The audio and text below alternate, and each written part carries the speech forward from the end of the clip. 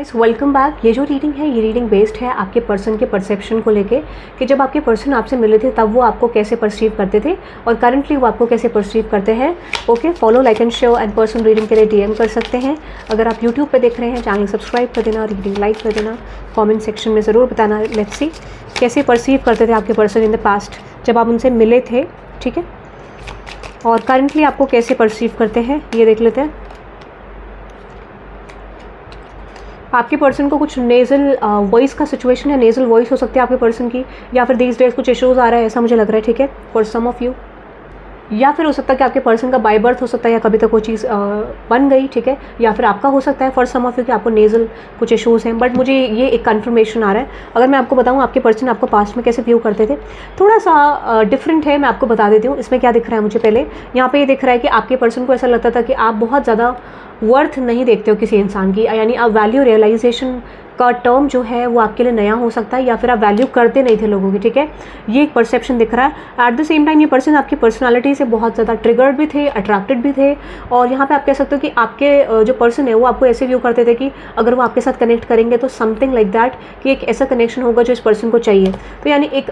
Unconditional pampering, caring, ठीक है, ऐसा हो सकता है, या फिर कंडीशनल भी है। तो मैं आपको ये कह सकती हूँ आपके पर्सन को ऐसा लगता था कि आप हर चीज़ इस पर्सन के लिए कर सकते हैं, यानी एक डिजर्विंग पार्टनर कह सकते हैं, या फिर कह सकते हैं एक डे ड्रीमिंग आपको लेके हो सकती है, ठीक है, जब आप ये पर्सन आपसे मिले थे। तो एक फर्स्ट परसेप्शन जो था वो दैट इज समथिंग नेगेटिव, और ये पर्सन नर्वस भी हो सकते हैं, और जो उसके बाद परसेप्शन बना that is something positive and negative mix, ठीक है। हो सकता है ये पर्सन को ऐसा लगता था आप बहुत ज़्यादा फ्यूचर कंसर्न रहते हो, फ्यूचर पे बहुत ज़्यादा फोकस करते हो, आने वाले टाइम में क्या होगा, मेरे लाइफ में क्या होने वाला है, या फिर हो सकता है आप थोड़े स्केयर्ड हो फ्यूचर इवेंट्स को लेकर, थोड़ा डर रहता है जिसमें आपने रिकवरी करी है, या फिर आप कोई ऐसी सिचुएशन है कि आप अपनी लाइफ में कुछ अचीवमेंट चाहते हो, ग्रोथ चाहते हो, एक्सपेंशन चाहते हो जो आपके लिए करेंटली इंपॉर्टेंट है, या फिर like you are someone who is ambitious in your life, ठीक है, एम्बिशियस ये पर्सन आपको परसीव करते होंगे। कुछ लोगों के लिए हो सकता है कि आप थोड़ा सा मैनिपुलेट करते हो, मैनिपुलेटिंग अप्रोच हो सकता है जहाँ पर आपको ज़रूरत होती है, ऐसा इस पर्सन ने व्यू करा आपको।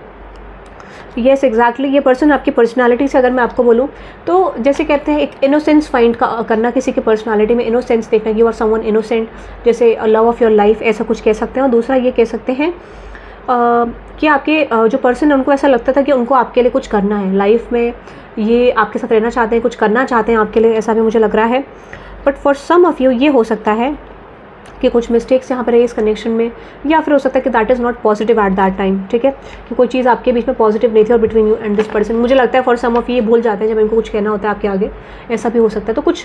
परसेप्शन बहुत अच्छा था, there is loving energy, there is caring energy, ठीक है, और मुझे लगता है यहाँ पे कुछ हिडन फैक्ट्स भी थे आपके पर्सन की तरफ से जो ये आपके बारे में सोचते थे, विच इज़ लाइक कब आपके साथ कनेक्शन ग्रो करेगा, चीज़ें कैसे जाएंगी, कुछ डिफिकल्ट सिचुएशन हो सकती है, बट उनको लगता था कि आप बहुत डोमिनेटिंग हो, कंट्रोलिंग भी हो। But yes this person likes your personality, mesmerising energy लग रही है मुझे यहाँ पे, ऐसा भी कुछ लग रहा है। ट्रिगर भी है, लव भी है, केयरिंग भी है, ठीक है। यहाँ पे हो सकता है कि ये पर्सन रिजिडिटी में होंगे कि ये नहीं करना चाहते हो उनके लिए, ठीक है, स्टार्टिंग में कि ये चीज़ आपको नहीं देना चाहते थे, but this is someone who wants to care something with you, ठीक है। ये पर्सन आपको केयर, पैम्परिंग, प्रोवाइड, मुझे लगता है कम्युनिकेशन इशू ज़रूर था गाइस, ठीक है, कम्युनिकेट नहीं कर पाते थे कि एक्जैक्टली चाहिए क्या। करंट परसेप्शन अगर मैं आपको बोलूँ that is right way, lead the way and find the lesson. मुझे लगता है इन्होंने आपसे बहुत कुछ सीखा है करंटली, आपके आने से इस पर्सन की लाइफ में बहुत एक्सपेंशन हुआ है, ग्रोथ हुआ है, कुछ लेसन सीखे हैं, ठीक है। इस पर्सन को लगता है you are someone who could be a guider of this person, जो इनको गाइड कर सकते हो या फिर लाइफ के इवेंट्स को बता सकते हो, ठीक है। फॉर सम ऑफ यू इनको ये लगता है कि